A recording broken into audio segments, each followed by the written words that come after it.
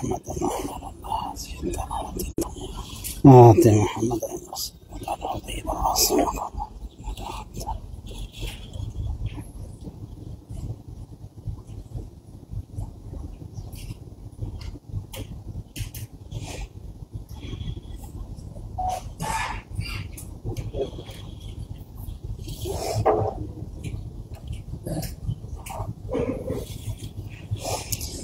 إن الحمد لله نحمده ونستعينه ونستغفره ونعوذ بالله من شرور أنفسنا ومن سيئات أعمالنا. من يهده الله فلا مضل له ومن يضلل فلا هادي له، وأشهد أن لا إله إلا الله وحده لا شريك له، وأشهد أن محمدا عبده ورسوله. أما بعد، فإن خير الحديث كتاب الله، وخير الهدي هدي محمد صلى الله عليه وسلم، وشر الأمور محدثاتها، وكل محدثة بدعة، وكل بدعة ضلالة، وكل ضلالة في النار. وبعد، فقد قال تعالى في قرآنه الكريم: وافعلوا الخير لعلكم تفلحون. وقال الرسول صلى الله عليه وسلم: المؤمن القوي خير وأحب إلى الله عز وجل من المؤمن الضعيف، وفي كل خير، واحرص على ما ينفعك، واستعن بالله ولا تعجز، وإن أصابك شيء فلا تقل لو أني فعلت كذا لكان كذا وكذا، بل قل قدر الله وما شاء فعل، أو قدر الله وما شاء فعل، فإن لو تفتح عمل الشيطان. رواه الإمام مسلم في صحيحه. وبعد، فاتقوا الله عباد الله، وتزودوا من تقاكم لمعادكم، فإنها خير الزاد ليوم المعاد. اليوم إن شاء الله موضوع الخطبة شرح هذا الحديث الذي طرحت عليكم. সম্মানিত সুধী, আজকের এই খুতবার সংক্ষিপ্ত পরিসরে সুন্নতি খুতবার পরে যে বিষয়টি নিয়ে আলোকপাত করতে চেয়েছি, সেই বিষয়টি হলো একটি গুরুত্বপূর্ণ হাদিস যা রাসূলুল্লাহ সাল্লাল্লাহু আলাইহি ওয়াসাল্লাম আমাদের দিক নির্দেশনার জন্য ইরশাদ করেছেন। এই হাদিসের ভিতরে আল্লাহ রাব্বুল আমিন যত কিছু করলে তিনি খুশি হন, আর যা কিছু করলে তিনি নাখোশ হন, সংক্ষিপ্ত আকারে বলা হয়েছে। রাসূলুল্লাহ সাল্লাল্লাহু আলাইহি ওয়াসাল্লাম হাদিসে বলেছেন, হাদিস সহিহ মুসলিমে বর্ণিত, তাকদীর অধ্যায় বলা হয়েছে: আল মুমিনুল কাওয়িয়্যু খায়রুন ওয়া আহাব্বু ইলাল্লাহ মিনাল মুমিনিদ দাঈফ। শক্তিশালী মুমিন দুর্বল মুমিনের থেকে ভালো এবং আল্লাহর নিকটে বেশি প্রিয়।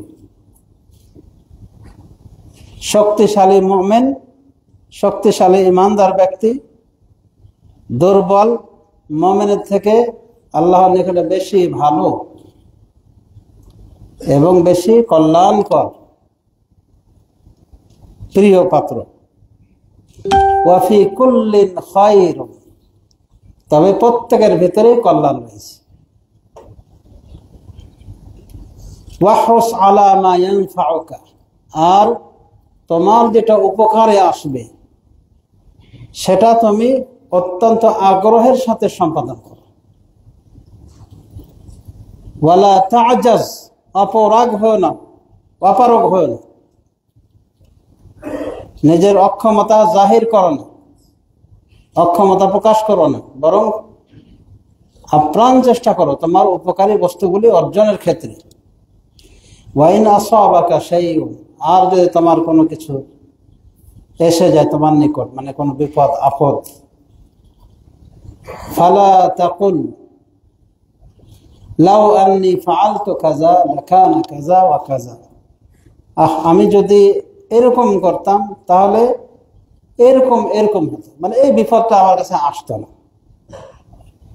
আমি যদি এই রাস্তা দিয়ে যেতাম তাহলে আমার ভাগ্যে এটা গাড়ি অ্যাক্সিডেন্টটা হতো না, এটা করলে এটা হতো না, এটা করলে এটা হতো না। নানান নেগেটিভ কথা উপস্থিত করে হাই আফসোস করতে নিষেধ করেছেন রাসূলুল্লাহ সাল্লাল্লাহু আলাইহি ওয়াসাল্লাম। তো এই অবস্থা কি করতে হবে? রাসূলুল্লাহ সাল্লাল্লাহু আলাইহি ওয়াসাল্লাম বলছেন, এটা বলো না যেটা করলে এটা এটা হতো, বরং তুমি বলো কদ্দারাল্লাহ ওয়া মা শাআ ফাআল, বা কদারুল্লাহ ওয়া মা শাআ ফাআল, আল্লাহ ধার্য করেছেন, মানে তাকদীর হিসেবে এটা লিখে দিয়েছেন, আর যা চেয়েছেন তাই করেছেন, এটা একটা অর্থ কদ্দারাল্লাহ ওয়া মা শাআ ফাআল। আর যদি বলে কদারুল্লাহ, সেটাও ঠিক, মানে আরেকভাবে পড়া যায় কদারুল্লাহ, এটা তো আল্লাহর তাকদীর, আল্লাহর ফায়সালা এমনই ছিল যে আমি অ্যাক্সিডেন্টটা করবো, আমি বিপদে পড়বো, সুতরাং লাউ লাউ যদি যদি যদি এরকম করতাম সেরকম হতো না, এটা আমার তাকদীরে ছিল বলে আমার হয়ে গিয়েছে। সুতরাং যদি যদি বলে লাভ নেই, বরং এটা বলতে হবে কদ্দার আল্লাহ, আল্লাহ যা চেয়েছেন ধার্য করেছেন আমার জন্য, এটা আল্লাহ তাকদীর, তিনি নির্ধারণ করেছেন, আর যা ইচ্ছা তাই করেছেন। আমি তার বান্দা, আমার উপর তার ইচ্ছা, তার আদেশ নিষেধ বাস্তবায়ন হবে।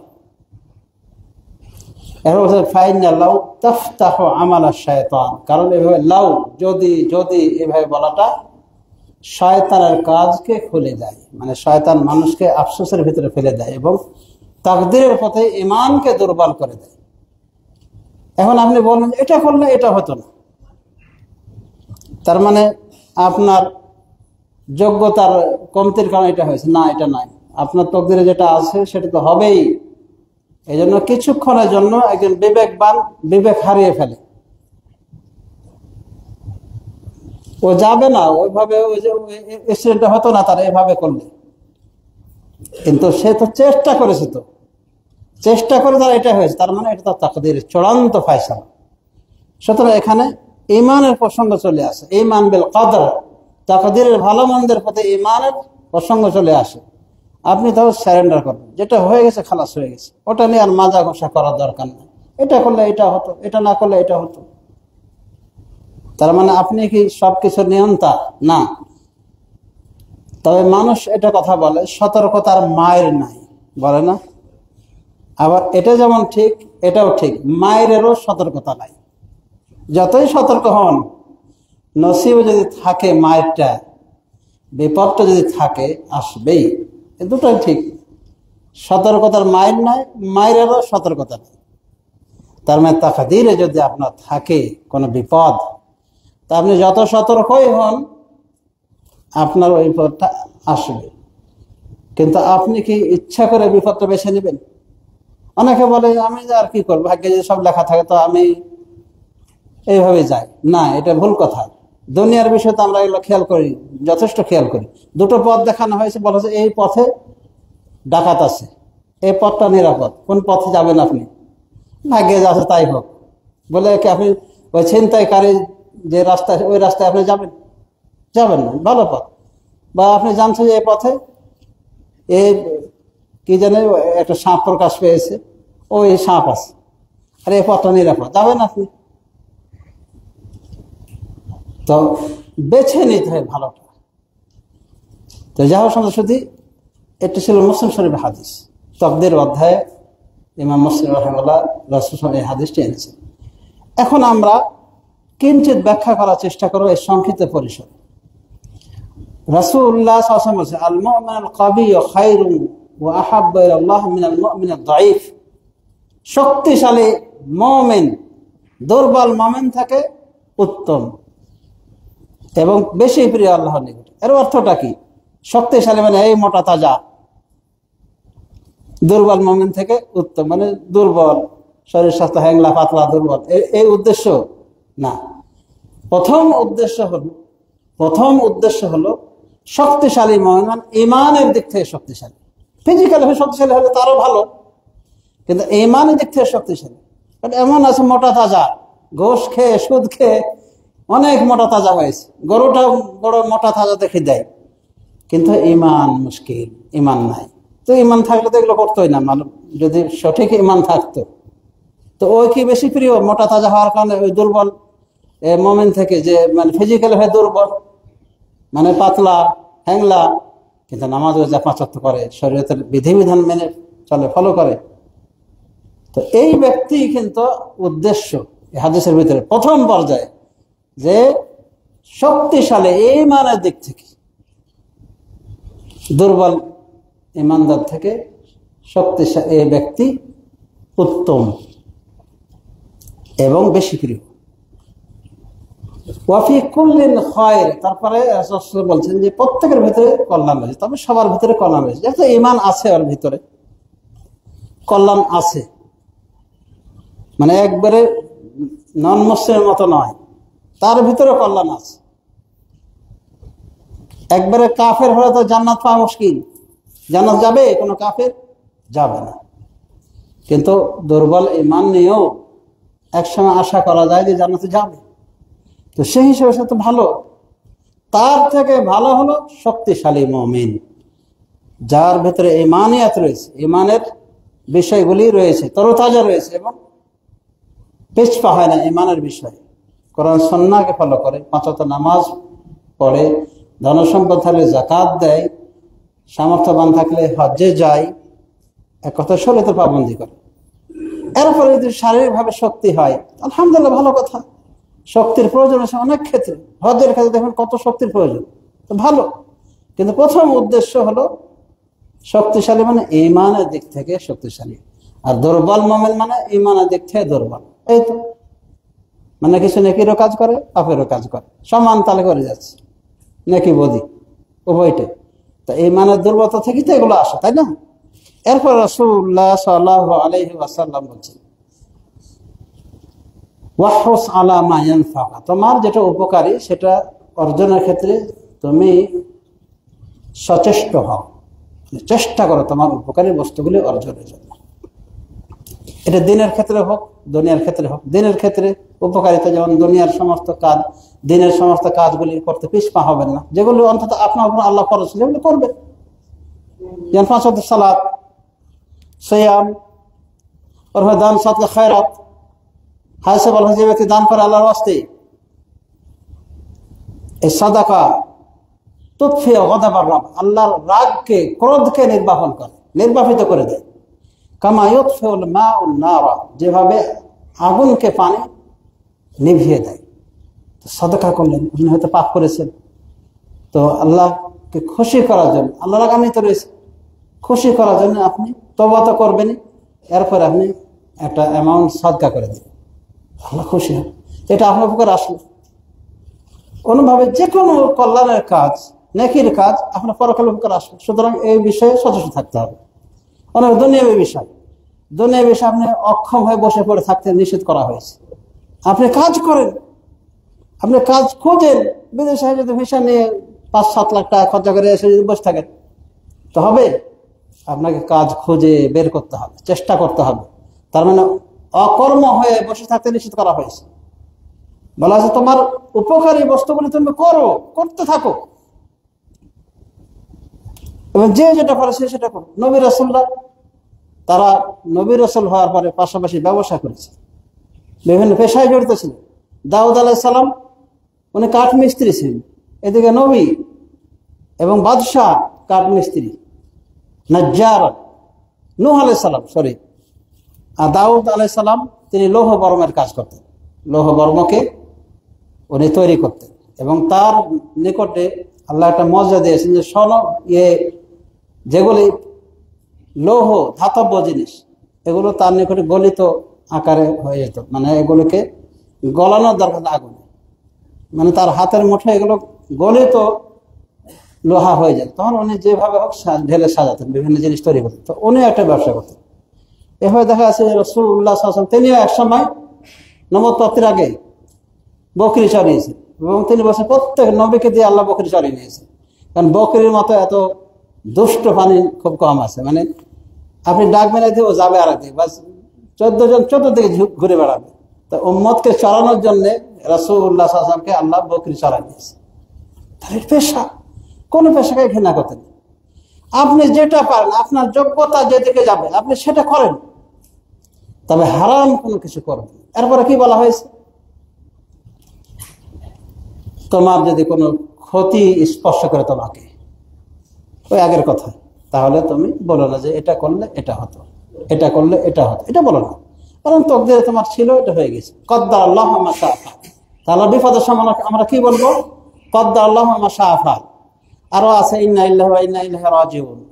আরো আছে আল্লাহুম্মা আজুরনি ফি মুসিবাতি ওয়া আখলিফ লি খায়রাম মিনহা। যদি আপনার মন্দ সাইড স্পর্শ করে, মন্দ কিছু স্পর্শ করে, যেমন হয়তো বাবা মারা গেল, মা মারা গেল, এক কথায় মন্দ নিউজ যদি আপনার নিকটে আসে, আপনি এই কাজগুলি করবেন। এরপর কি বলা হয়েছে? এরপরে বলা হয়েছে ফাইনাল্লাহু তাফতাহু আমাল শাইতান। এটা বলো না যে আমি যদি এটা করলে এটা হতো, এটা করলে এটা হতো, কারণ এই যদি যদি বলাটা শয়তানের রাস্তা খুলে দেয়। মানে শয়তান আপনাকে ঈমান হারা করে দিতে পারে, যে আমি এত ভালো মানুষ, আমার এটা হয়ে গেল, আমি নামাজ পড়ি তাও আমার হলো না। আপনার পরীক্ষা আছে, আপনি মুমিন তো, আপনার পরীক্ষা আছে, আপনার শরীরে পরীক্ষা হবে, ধন সম্পদে পরীক্ষা হবে, এভাবে বিভিন্ন কিছুতে আল্লাহ রাব্বুল আমিন আপনার পরীক্ষা নেবেন। সুতরাং মুমিন হিসেবে তার দুটো করণীয় হলো, বিপদে ধৈর্য ধরবে আর নেয়ামত পেলে শুকরিয়া জ্ঞাপন করবে। এটা হলো মুমিনের পরিচয়। সুতরাং আপনার বিপদ আসতেই পারে, তাই আপনার বিপদ এসে গেলে আপনি এই আফসোসটা করবেন না, বারবার বলবেন এটা যদি আমি না করতাম, এটা না করতাম, খালি বলি এই সাবজেক্টই বাদ, বলবেন আল্লাহ তাকদীরে লিখেছেন হয়ে গেছে। কিন্তু এর অর্থ না বসে থাকবেন, হাত পা গুটিয়ে বসে থাকবেন। আপনার যা উপকারী জিনিস, উপায় উপকরণ সবকিছু অবলম্বন করার পরে যদি আপনি না পারেন, বিপদ রক্ষা করতে পারলেন না, বা যেটা চেয়েছেন সেটা পেলেন না, সেটা আপনার প্রিয় বস্তু ছিল, তখনই আপনি এটা বলবেন কদ্দারাল্লাহ মা শাআ ফাআল, কদারুল্লাহ ওয়া মা শাআ ফাআল। আশা করি আমরা বুঝতে পেরেছি। তো সমাজ শুধু আজকের এই সংক্ষিপ্ত পরিসরে এই ছিল হাদিসের ব্যাখ্যা বিশ্লেষণ। আল্লাহ রাব্বুল আলামিন আমাদের সবাইকে তৌফিক দান করুন এই হাদিসের উপর আমল করার। আমিন। ওয়া সাল্লাল্লাহু আলা নবিয়িনা মুহাম্মদ ওয়া আলা আলিহি ওয়া সাহবিহি আজমাইন।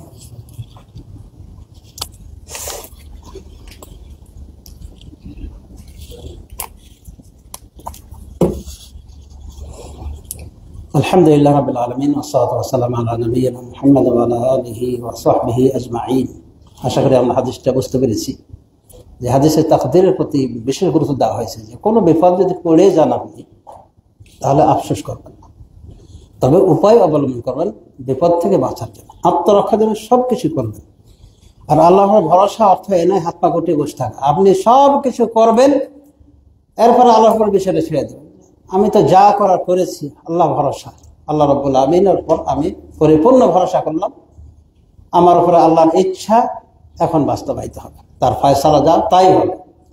তবে আপনি আপ্রাণ চেষ্টা করেন ভাওটা অর্জনের জন্য এবং আল্লাহর প্রতি সরাসরি ভরসা রাখবেন। এই ছিল এই হাদিসের শিক্ষা সংক্ষিপ্ত আকারে। আল্লাহ আমাদের তৌফিক দান করুন কোরআন সুন্নাহ মতো পরিচিত হওয়ার। اللهم اعز الاسلام والمسلمين واذل الشرك والمشركين ربنا آت نفوسنا تقواها وزكها انت خير من زكاها انت وليها ومولاها ربنا آتنا في الدنيا حسنة وفي الآخرة حسنة وقنا عذاب النار اللهم اغفر لجميع المسلمين والمسلمات والمؤمنين والمؤمنات منهم الأحياء والأموات إنك سميع قريب ومجيب الدعوات برحمتك يا أرحم الراحمين. وقم إلى الصلاة. بارك الله فيكم. الله أكبر الله أكبر أشهد أن لا إله إلا الله